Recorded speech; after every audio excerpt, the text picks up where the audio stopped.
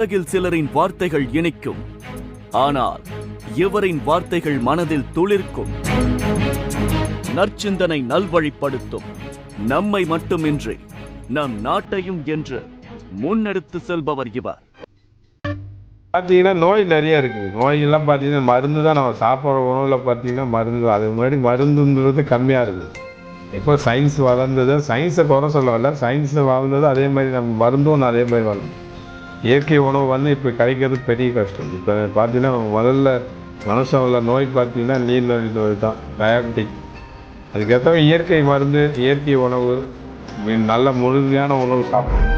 நம்ம பாரம்பரிய உணவு நிறைய அதிகமாக சாப்பிடணும். கம்பு, கேழு, தனை, அந்த மாதிரி வகையான உணவுகள் சாப்பிட்டோம்னா நமக்கு வந்து சுகர்ன்றது நோய் இருக்காது. அதனால் உழைச்சி சாப்பிடணும். எதாக இருந்தாலும் ஒரு 1 ஹவராவது நம்ம எக்ஸசைஸ் பண்ணணும்.